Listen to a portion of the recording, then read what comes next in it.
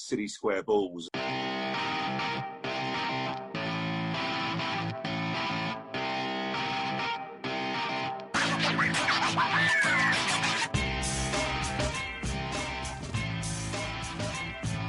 Hi everybody, welcome to the 9 Years podcast. You're listening to the voice of Nick Draper, and I'm joined as always by the face of the BBC Sport website, Mr. Stuart Deakins. And later in the podcast, we'll be chatting with the club's marketing controller, Klaudia Wieczorek, about her role at AFC Wimbledon. We'll also be looking ahead to the Fleetwood game. We'll be playing Whose Nine Is It Anyway?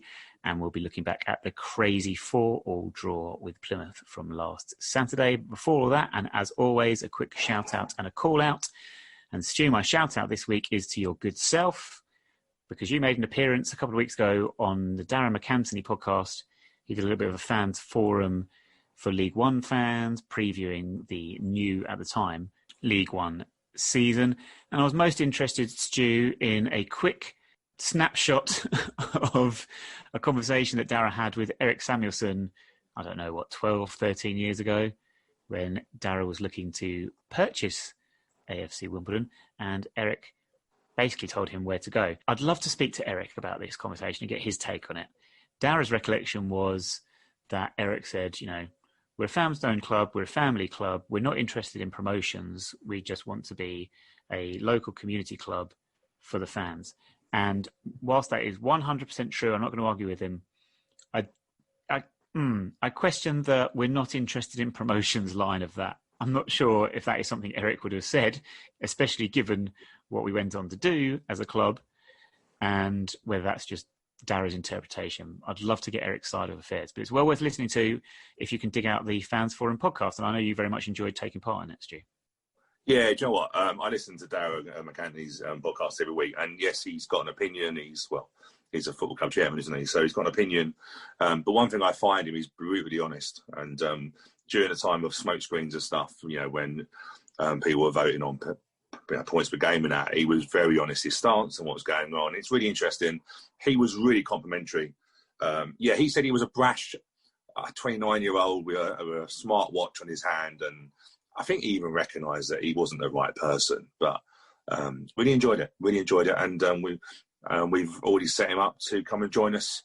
He wants to come and join us on a podcast in the near future. He said, probably when we play Peterborough, when we host Peterborough, as he mentioned, they don't have the best record away at us. Yeah. We've actually done all right against Peterborough down the years, including a very good 1-0 win at London Road in our first season up in League One. A fantastic performance that day, but we won't go down memory lane now because I have a call-out. Last week, my call-out, Stu, was Match of the Day. This week, my call-out is Match of the Day. I've given up watching football. I'm not going to lie, going to be brutally honest.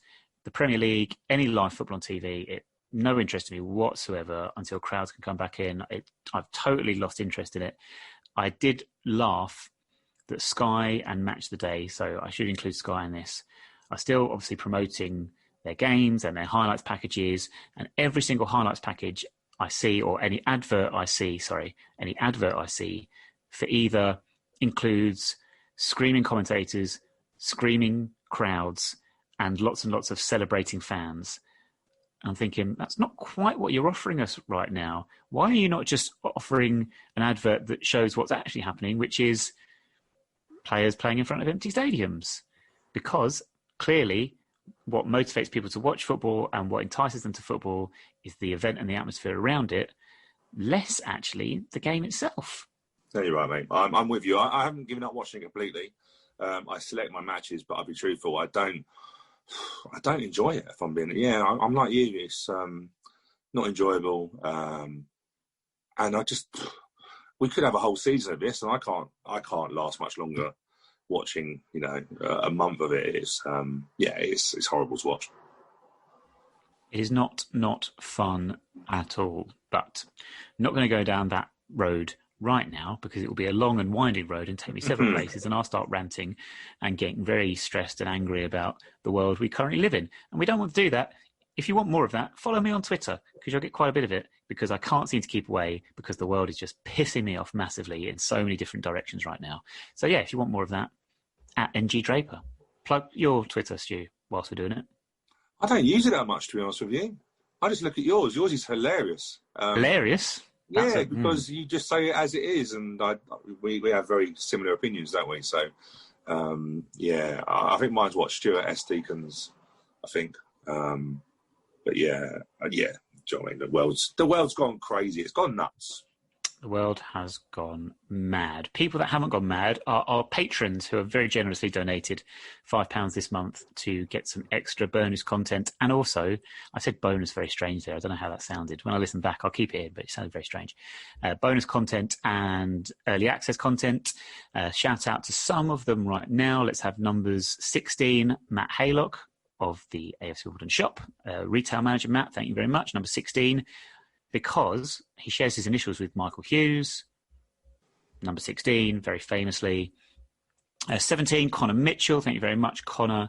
And let's scroll right down the list to 83, Tim Green. Thank you very much, gentlemen, for your donations and your support on Patreon. I mentioned Michael Hughes there. I referenced on our podcast Twitter at 9YRF Podcast the other day, a beautiful bit of skill from Michael Hughes where he danced through the Arsenal defence before setting up a winning goal for Efenakoku against Arsenal back in 1998. Peter Bowles very kindly followed up by finding the full game on YouTube for you to watch back if you have the time to watch.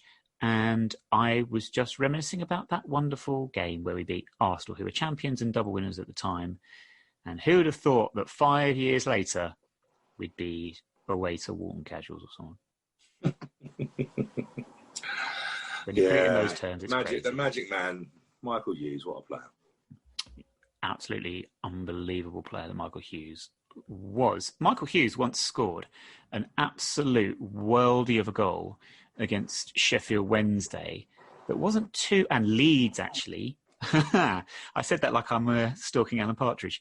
Yes, Leeds. The Leeds one and Sheffield Wednesday one's cracking left-footed strikes into the top corner, very reminiscent of Plymouth's second goal against us from last week. A crazy 4-all draw. Stu, it does seem to be the case. Well, I don't know. It seems to be the case that we are against Northampton and against Plymouth. We've tried to be more attacking. We've tried to be more open. And that has left us more vulnerable at the back. But then when I watch the game back and I see the goals we've conceded, I wouldn't say we've conceded those goals because we've been too open and too gung-ho. I think we've just made individual errors. But is it, or are they individual errors born out of not concentrating as much as perhaps we would have been doing, like we did against Oxford, where we were set up to be tight and not let any space in behind and really play very defensively? Does that make us concentrate a little bit more in certain situations? For example, that goal that I referenced, their second goal, could Alex Woodyard put a little bit more pressure on? For the goal from the corner, if we switched off, not making our man's tightly enough? Yeah. Are they connected, or are they just literally individual that can happen at any time? Possibly. I think I might be corrected on this one, but I think Alex Woodyard might have been booked by that time. I know he literally got some really...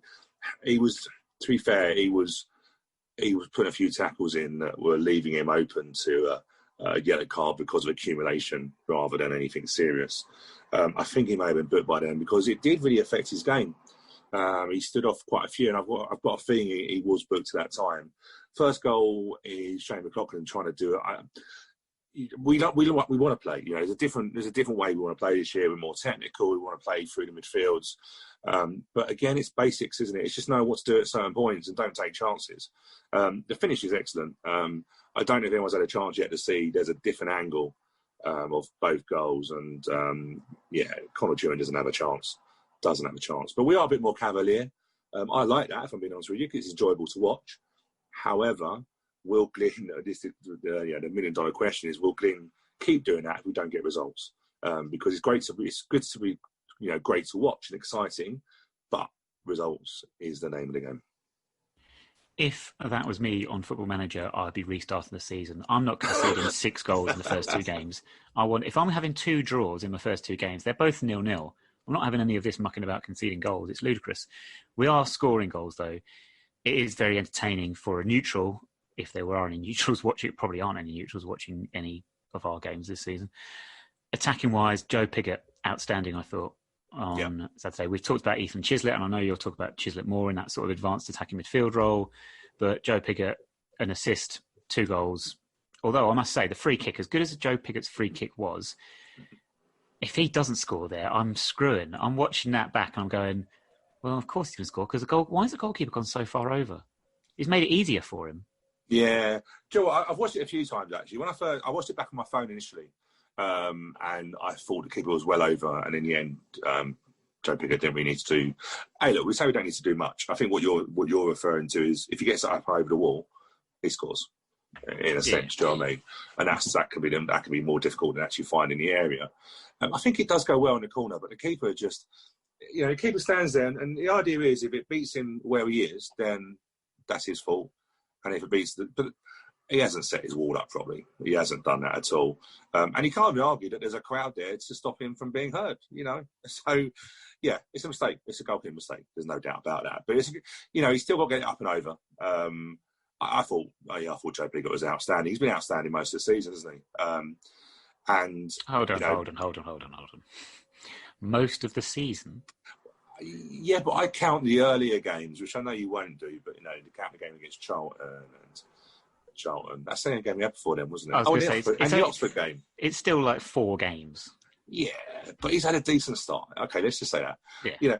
And the thing, we're talking about goals, and we're sort of going, we consider 6 goals, scored 6 goals in the 2 games. But I think it's sometimes easier to work on, if you're not creating the chances, that's when you have a problem. But, I think trying to find a balance would be a lot easier. If we weren't scoring, I'll be like, oh, but, we have Chislett, I'll talk about. I'm really impressed with him. But I think Joe Pigott is benefiting from a different tactic and style. The formation's the same, but he's benefiting from how we're playing already this season. And in a similar vein to Marcus Forss last season, he's got a strike partner at the moment who is very mobile, very quick, super on it. Longman, I think, took his goal fantastically well as well. Set up, as we say, by Joe Pigott. You mentioned Ethan Chislett. Let's talk about him. Let's talk about also in an attacking sense, Nesta Guinness-Walker and Shane McLaughlin. Yeah, our wing backs are massive this year. Their starting position is really, really high, and it's basically just pushing back. Plymouth play a 3-5-2 also, so it was really early on. It was battle of the wing backs who could push each other back. But where I think we may start making a little bit of a change is that we tend to Shane McLaughlin and Nesta Guinness-Walker would push up, but also the left side centre half, Paul Cannon-Baye, has also got that tendency to push as well if he needs to. That's fine because, of course, you're going to add in the bodies, but then we can't be playing city square balls and stuff like that. If there's a couple of times where Plymouth countered on us, 3-on-3, 3-on-2, and against good teams that will punish us. But I like the way this year we feel like, I felt last year we didn't have the personnel to play the formation. Whereas this year, I feel we really do. And we've got some good backups as well. Let's be fair. You've got Paul Ossu to back up on the left side, and you've got Che Alexander to back up on the right-hand side. So competition of places, which is always helpful. But it's an exciting formation. But the wing-backs are massive in there. And then, of course, the midfield and Ethan Chislett, who is, I've been impressed. I didn't think he would do as, I think he's benefited from having no crowds. I know this may sound silly, but I think if you look at Ethan Chislett and Ryan Longman, they're playing a standard higher, but they're not playing any bigger crowds. So I feel that that's helped them settle in, because let's be fair, they've settled in as if this is what they're used to. Like a hand in a glove. Yes, that you fits. could say that. Yeah, I mean, if the glove doesn't fit, then it wouldn't fit. The analogy doesn't work, does it? But hey, anyway, very quickly then, was a draw a fair result? Yeah, you could argue that Plymouth probably. I think was Plymouth finished stronger. I felt we were holding on, but if you look at chances and possession and stuff like that, yeah, fair result, and I think both teams quite happy to take a point. Who had the best week for you? Oh, Joe Pigott by miles. And the worst? I don't know, to be honest with you. No one's done really that bad, have they? Rocket, I would say Rocket's had a bad one because I hear he got a number wrong. I hear that he got a number wrong on the back of the shirt. I can't remember what it was, but I've heard that. So let's say Rocket's had a bad week. Okay. I'm going to say Terrell Thomas, just because. Why not? Got to pick someone, and might as well be Terrell. Right. That's it for the Plymouth game. Let's move on. As I said at the start, we spoke to the marketing controller at the club, Klaudia Wieczorek, in the week. And this now, for your enjoyment, is our chat with her. Okay, we're delighted to welcome Klaudia Wieczorek to the podcast. Klaudia, as many of you will know, joined... Well, actually, Klaudia, it's probably been about, 18 months since you joined the club? Yeah, about that. Almost there. Feels a lot longer, I think. Well, yes, I was going to say, the last 6 months or so must have been just the longest and most insane time.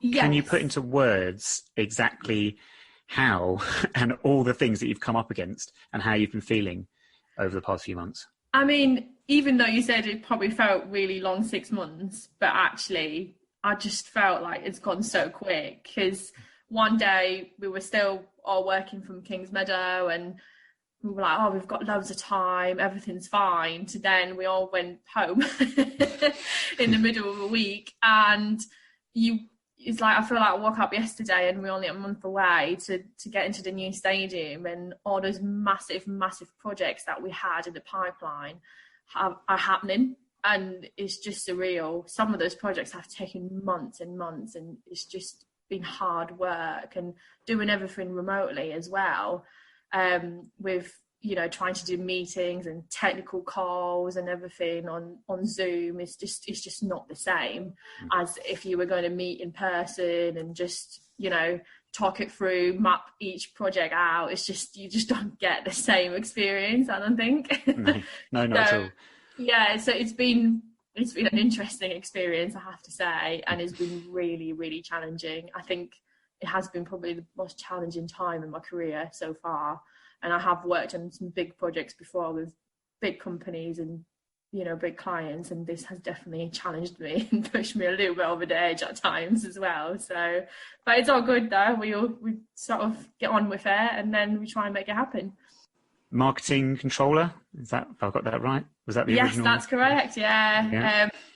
I've met Joe at Sheffield Wednesday. He hired me there. I was a marketing exec. I've worked for him for 18 months in there, and then obviously he came here, and I went somewhere else during that time. Actually, I left Sheffield Wednesday after he's left, and then he sort of approached me again and just said, "Oh, would you fancy coming? Are you still kind of interested?" Because I've always said I wanted to come to London and just do that sort of experience, what it's like to be here and work down here. And I think I was just like, oh, if that was the last chance I get to do something crazy, it would be it. So I just kind of packed up my life in 4 weeks and decided to move. So yeah, it is thanks to Joe that I'm here, and I think I really appreciate that opportunity, that he kind of believes in me as well, and he knows that I can do the job. So it's certainly a crazy move, isn't it? I was just looking, so before that, so you had a year off Sheffield Wednesday. Was it Sheffield City Trust, part of the health and mental? SIV, that has been a really good role for me, quite specific actually to what I've normally done. I've always done a lot of different aspects of marketing in my roles, and did a lot of sales as well before. That was pretty much a very focused CRM manager job, where I was looking at data and comms, and I've set up a call centre, and it's just sort of engagement part of the role, and how do we communicate with our customers, and that looked at multiple venues as well, some big venues in Sheffield like EIS, English Institute of Sport, where AJ trains. And just to clarify, that's Anthony Joshua, not AJ Styles, the WWE. No, it's Anthony Joshua, yeah. And Ponds Forge as well was the big diving centre, or the big competition happened. So it was quite big venues, very, again, focused on sport, gym, fitness, health and well-being of Sheffield, really, because it is a charity. So it's been really interesting experience, actually. Met some amazing people, and then I've decided to move on. Before that, I have been at digital marketing company in Sheffield as well. That was my first ever job after I graduated. Definitely been there the longest, I think, in my career. Learned a lot. Sort of started from like an entry level job and worked myself up to national account manager, which was great. Probably, I wouldn't say my favourite job, but it has been really enjoyable. Again, met a lot of different people. Probably learned from someone called Dan Brookman, who I've definitely learned a lot from him. I do appreciate all the knowledge that he passed on to me, for sure, because I have worked with him for almost 5 years. So yeah, just a big shout out to Dan for sort of providing that opportunity for me and opening all the doors. So yeah, I definitely had an interesting career in marketing, and kind of it's been good that I've only managed to stay in that industry as well after I graduated uni. So how did Sheffield Wednesday come about? Because that's obviously quite a big club up there, isn't it? It was actually because I've been at Ayrshire for such a long time, I sort of started thinking, I'm going to move on somewhere else. Fancied a little bit different, and a job popped up, and it was just advertised as a marketing exec for a sports client. It didn't actually say who it was for. So I have applied thinking I will see what it is, and I had a call within a couple of days from an agency, and just said, this is a job for Sheffield Wednesday. And I just said, excuse me, what? I just was not expecting it. And I think at that point I just thought, this is a massive opportunity for me to really get into the sport, into football. It's a championship football club as well, so it is good. So I was really keen on it, and I think when I first met Joe in my interview, I think you're kind of well on the same page where marketing is, and we sort of share the same sort of knowledge and like goals and things like that. So I think I felt really like, I really want this job now. So that was a door opener for me, definitely, in terms of football industry. And I definitely feel like that's my favourite so far. I definitely like to stay in football. After Sheffield Wednesday, I went somewhere else. Yes, it was good, it was sport, but it wasn't football. And a lot of people asked me about this, and said football is just different, and I just can't explain it until you experience it. It's really hard to explain. It is really different and enjoyable and frustrating, and you've got bad times and happy times, and it's hard, but it's great. It's just great. I'm going to ask this question. We asked this to football players, but what was your first impression of Wimbledon? Because obviously Sheffield Wednesday, big championship club. Did you know much about it? Had Joe spoken to you? What was your experience when you first went into Kings Meadow? Yeah, so Joe did talk me through, and he did say, look, it's a lot different. Like, it's almost like it is smaller, but it isn't, if that makes sense. Because, it's still a big club with massive history and a lot going on. So even though you say, you've got big guns like Sheffield Wednesday, yes, they've got a massive stadium, lots of supporters, again, loads of history, of 150 years. But you come to Wimbledon, it's like, there's just as much to go at. Obviously, it's the jump, or sort of the step down. You can see it. It's not, I would say, it's not as rich club, because obviously the money and everything else is completely different. And coming from like a big stadium like Hillsborough to going into Kings Meadow, if you haven't been there and you're not ready. I've been to Wednesday, yeah. As much as I actually, you grow to love that place because it's so small and everyone's so close. You're like, actually, I really enjoy it there. I miss it. Yeah, if I didn't visit before and I didn't know what's coming, I think I'd be like, oh my God. It was a bit of a shock, because it is small. It was small. But I think with that perspective of going into a new ground and stuff, you're kind of like excited, and there's a lot more to come. But yeah, the difference is big. I'm not going to lie to you. Have you spoken to Glyn Hodges about the Sheffield connection at all? As he was a Sheffield United player back in his heyday. Not much, actually. I haven't. No. No, I don't think it's probably best. Yeah, I don't think me and Glyn get to spend as much time probably to just sort of talk through different things. I don't get to see him as much, but I'll probably, going forward, especially in the new season, in new ground, I think I'd like to get a little bit closer to the football side as well. Obviously, I've been caught up with a lot of other projects and different things, so it has been really hard. And obviously with the lockdown, you don't get to see the players and the football staff either, because you don't want to put them at risk either. So it's, yeah. In terms of the football side, in terms of the new stadium, which you mentioned there, we are moving to Player Lane. You've been heavily involved with the campaign that's gone alongside this. We are back, we are home, we are Wimbledon. Yeah, I think what we did is, it was actually right before lockdown, me, Joe, Mark and Charlie and Damon, we've met up in London and said, okay, we need to think about this big campaign, what's coming, what's happening next year. So I think we sat for 3-4 hours all together in the same room and just had this massive brainstorming session of what that tagline will be for this year, because it was such a key campaign for us. And after long hours of chatting through different things, we came up with this, because you can also do different variations of it to fit with different products or with different things that the club does. So you can just reuse it, which is great. But the whole branding of the club at the moment is really striking, and it's really great to see how we've put this across everything we do now, real consistency across everything. And I know that's heavily involved in all of that process. And you mentioned as well, we should just clear up Charlie Talbot, Damien Woodward, the others you mentioned there that have been involved in that whole process. And it's looking amazing. We've seen the branding on the shop, we've seen the branding on all the stadium, and everything we do now, website, online, it's all looking a level above anything we've had. I mean, Stu, you could possibly argue ever as Wimbledon FC, even going back into the old 80s and 90s top flight heyday. I have to say, Mark has been involved quite a lot, and we've said, look, we're going to sit down and sort of finish off the brand guidelines. Of obviously Charlie and Mark always been sort of involved in that process anyway, and I just said, I've always appreciated Mark's experience, and we just needed to sit down and sort of get to know each other as well, and how we both work, what we both of our ideas, and eventually we've managed to just come together and make this work. And Mark's help has been absolutely great, because his whole help with the whole branding for this year and what we've done, and the use of fret that we've used on the artwork, coming out of the crest, and everything means something and it's got a connection.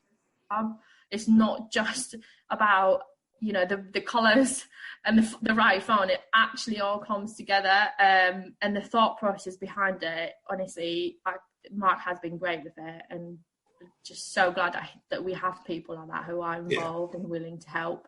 So it's the whole experience throughout the summer has been actually really enjoyable, and I absolutely love working with Mark, especially on the recent kit campaign as well. Our aim is to equate, to build relationships in the community, in new fans and stuff like that. And it's really nice that if they can see the branding and stuff like that, it's got a meaning behind it. Do you feel that's the case, what you want to put together? Absolutely. I think especially new people coming in as well, they get to learn as a result from what the club is, what we stand for and what we're all about and our history. And I think at the minute we're really starting to put that across in everything we do, and our messaging, our branding, our kit, the little detail at Bachelor Lane on the kit at the back, on the collar. It's just, of course you want to get that kit, because this is the year. It's a shame that we're in the middle of a pandemic and it ruined a little bit, but it's still a special year, and we're still going to get this stadium. It's not going anywhere, and it's something that people are really excited about. But I think definitely from a branding perspective, the aim this year was to start really getting the consistency across, as well as just getting things in the right order, make sure everyone uses the correct things and everything looks nice and sleek. And I think so far we have managed to achieve that, and we're still working on various things and trying to improve it and get that consistency across the board. It will take time, but I feel like that was a big achievement to get as far as we are at the minute. Alongside all the branding with the new stadium, there are other challenges that a new stadium brings. One of those challenges is selling tickets, which becomes even harder considering no one can actually attend any matches for the time being, and probably not for a good while yet, although we won't speculate exactly at this moment. But you were heavily involved in that process as well, which I'm going to suggest your background being marketing, perhaps something a little bit different from what you're used to. And I know that the amount of hours and the amount of legwork that had to go into the process of sorting out tickets, sorting out schedules for when people can buy tickets, sorting out a new online ticketing platform. I can imagine there were probably evenings where you were banging your head against a brick wall, I imagine. Yeah, I think at the start, obviously, the ticketing was kind of like, okay, let's sit down and think about what the product is and the ideas that we've got for this year, especially this is right at the time where the whole lockdown hit and we just needed to come up with something different. It was never going to be, we're going to go on normal season ticket sales and everything's going to be easy and great. So I think it's just, yes. So I thought, okay, I can do this. Obviously, me and Joe talked about this quite a lot. What we're going to do, how we're going to solve out the problem.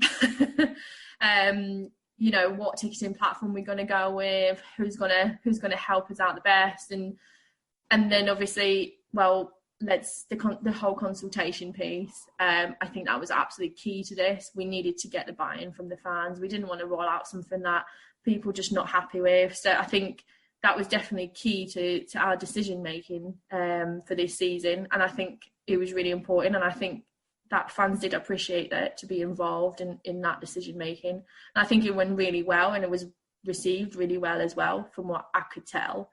So I think, you know, whatever's out there at the minute is basically what everyone wanted or voted for, which is good. So we were happy to deliver. Obviously, there was a lot more complexity in today. It's not just, you know, oh, let's sell the benches and let's sell non-refundable season tickets. It's about priority groups and the timings of the launch. And, you know, we had to try to make this easy and sort of satisfy everyone with putting priority at last year's season ticket holders. I think it was pretty obvious that these were the most important group that needed to have a secured seat to make sure they're all happy. And I think we have managed to achieve that. Another challenge was, you know, we moved into a new ticketing platform with a new stadium and a new seating plan. And if I'm honestly, true, 100% honest with you, I have never done anything like it before. And Joe was like, well, you might as well just get on with it and see, you know, I'll support you 100% and see where we get on. So I've just took that project on.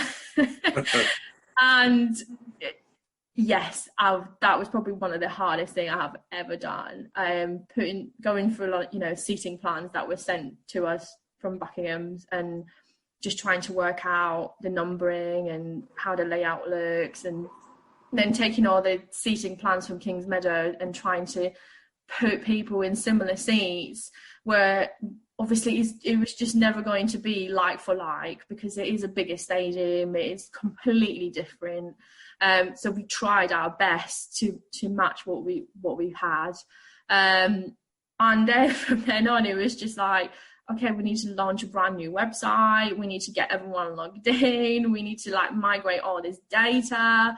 People had different family and friend connections, and just I can't even explain how much work went into this behind the scenes to get us where we are. And I completely understand people's frustrations where the system wasn't 100% when we first launched on the first day.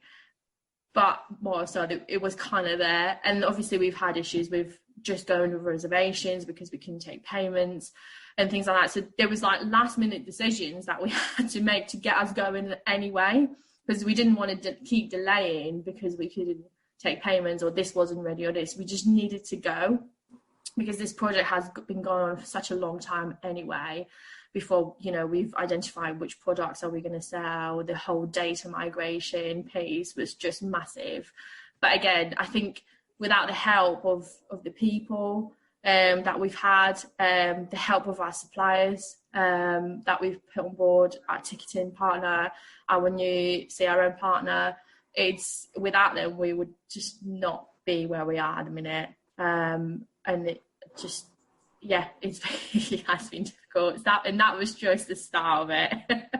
Because obviously once we launched, I thought that was it. I can then go back to my original job.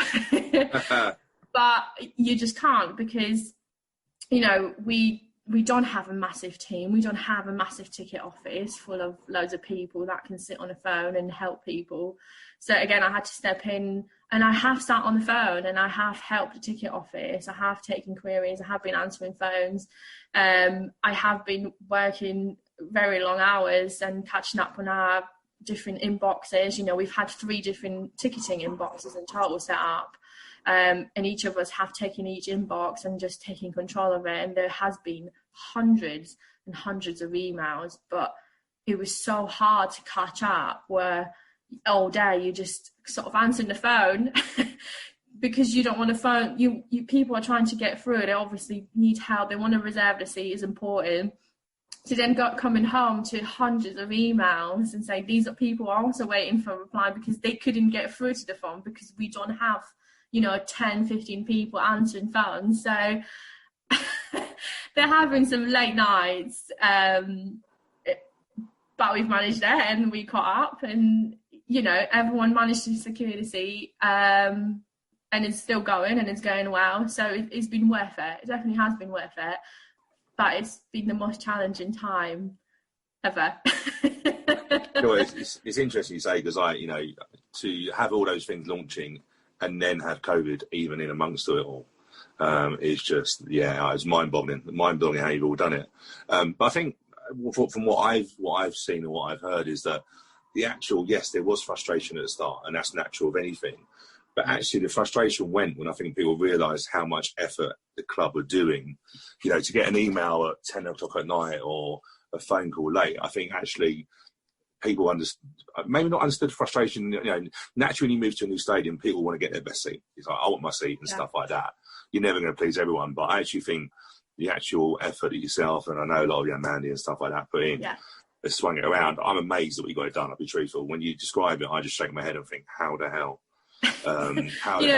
There's people been emailing in, and there were nights when me and Mandy were both working till 3 a.m. and we would get up at 6 a.m. and still answer emails, and they were like, people email you back and do you ever sleep? And I was like, well, not recently.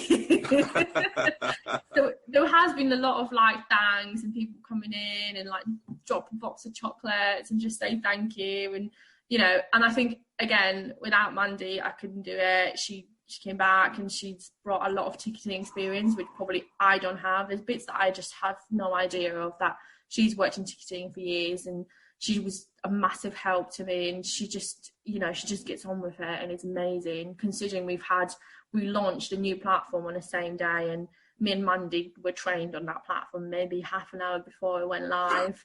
That's the reality of it. There was just no time, but again, our ticketing partner has been absolutely amazing. I cannot praise them enough.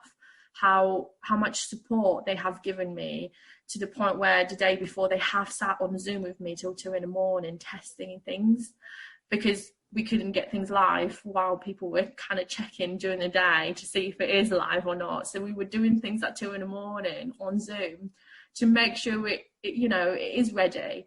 So again, the amount of work and help from people we got, and the volunteers that came in and joined us in the ticket office, they had a quick crash course how to deal with the ticketing platform, how to reserve seats, and they were on the phone answering phone and just get on with it, which you don't get that in other clubs. You just don't. I'm sorry, I know they don't. I know you probably maybe would get that at Sheffield Wednesday, but they do have a big team. It's a bigger club, so there's people there employed to do that. We didn't have that, and have people just volunteering, coming in, getting on with it. Anytime you need a little bit of help, you just give them a call and say, I'll be there. I'll be 9 to 5 answering phone, and I'll try my best to help you. And it's just been incredible. So I can't thank these people enough, honestly. Without them, probably we wouldn't be where we are. Where are we now with the benches? So we're what? Priority 4 was the last one that was... Well, not the benches, sorry, the actual non-refundable, wasn't it? Where are we now? So we're just we've confirmed over 3,000 seats, and that's a mixture of the benches plus non-refundable season tickets and non-refundable season tickets. So that's really good number. I think we're really happy overall so far. The priority group 4 is still open. So all the seeders, investors, Don't Trust members, season ticket holders, they all sort of still, having a look. There's quite a lot of movement to see whether anyone give up the premium seat, if they moved or not.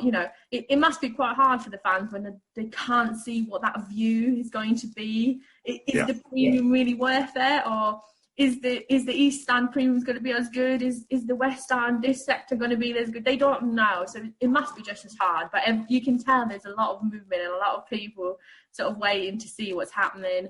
Obviously, the news with the South Stand being safe standing, it's great. I think a lot of people are excited. Obviously, there's limited space in there with most of Kempfler people having confirmed their seats.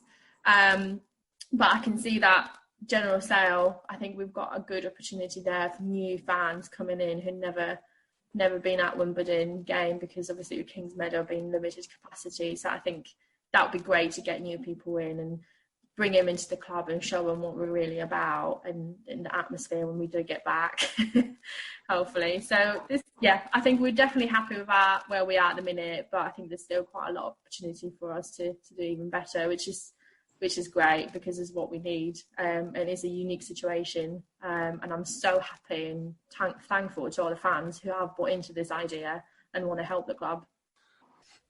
Well, we wish you luck for the months ahead.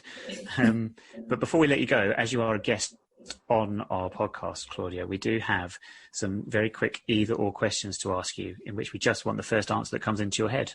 Oh God, here we go. You ready for these? Yeah, go on then. All right. First of all, Claudia Winkleman or Claudia Schiffer? Claudia Schiffer. Mm-hmm. Yorkshire pudding or black pudding? Yorkshire pudding. New kits. Of the new kits, do you prefer the first kit or the change kit?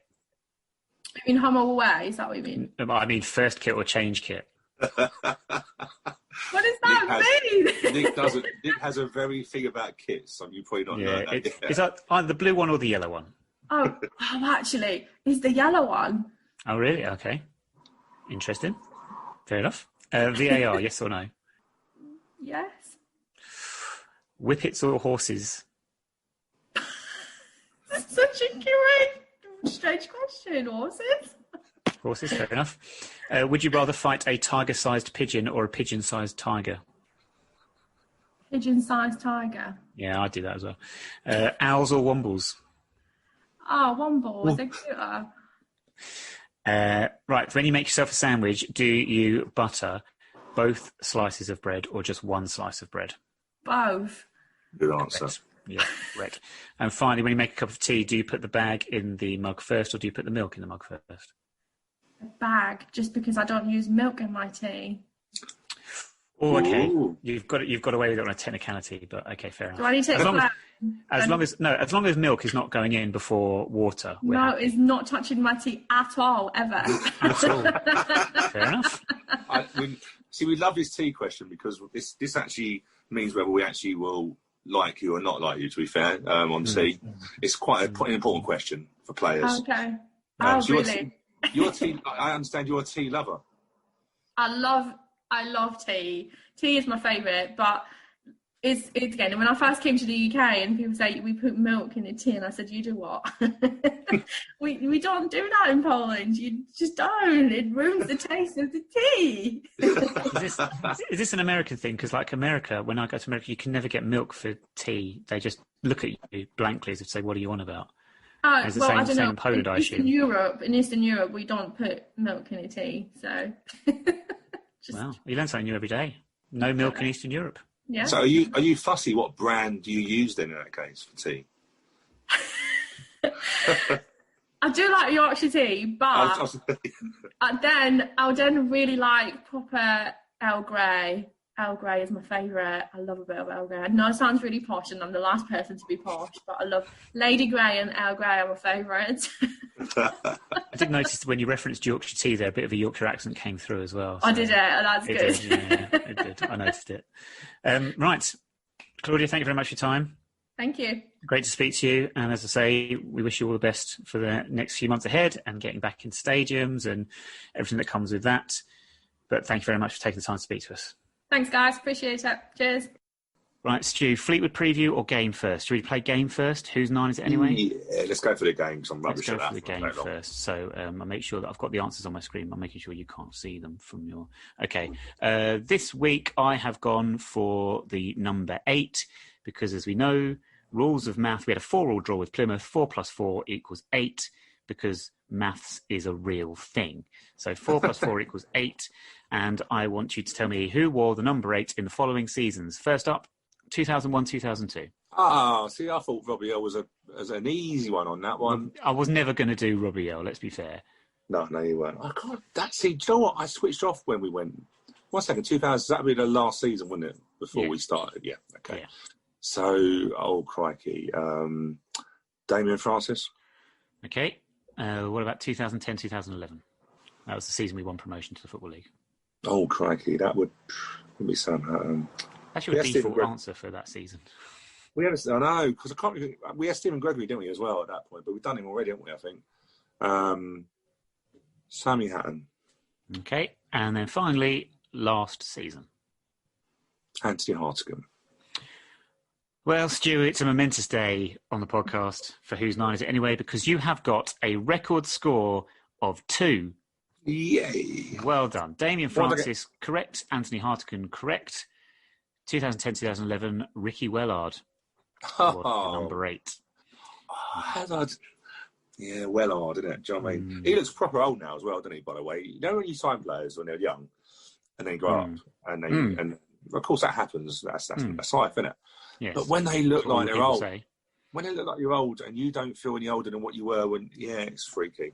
Do you want something really freaky? Ryan Sweeney, congratulations, Ryan Sweeney, new father. At the age of, he must be like 17 now, I think. I don't know how old he is. I think he's like 23 now, but he's still at Mansfield. Ryan. He is still at Mansfield. Who stays at Mansfield for that long? Like, most people get in and get out, don't they? I'm going to make no comments about Mansfield. Speaking of shitholes, Fleetwood are up on Saturday, and they are currently a point better off than us in the league, having beat Burton 2-1 on the opening day. They lost 2-1 at Peterborough last week, and in the League Cup, they got a bit of a spanking, but it was to Everton, as you would expect. Funny when there's no fans at these games, how the Premier League teams absolutely rip apart these other teams. Yeah. The last season, they were the losing playoff semi-finalists. They lost convincingly to Wycombe Wanderers, Gareth Ainsworth's Wycombe Wanderers. But they are heavily favoured this season to do well again. They have recruited well. Callum Camps is coming from Rochdale. He scored twice already. They got Jordan Rossiter from Rangers. And this added to an already strong side, which still includes Paddy Madden, Josh Morris and Ched Evans, even though their manager is not the most popular. A prediction for a tough game at a ground that actually over the years we've done pretty well at. We've got a pretty decent record at Fleetwood. But your prediction for this weekend? Do you know, it's a tough game, but I'm glad we're going in there on form because we haven't, we won in a week as well, or the EF trophy. So I'm going to go for a hard-fought 2-2 draw.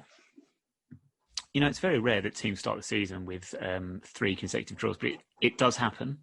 I think Fulham one year they drew their first 4 games of the season. I've got a vague memory of.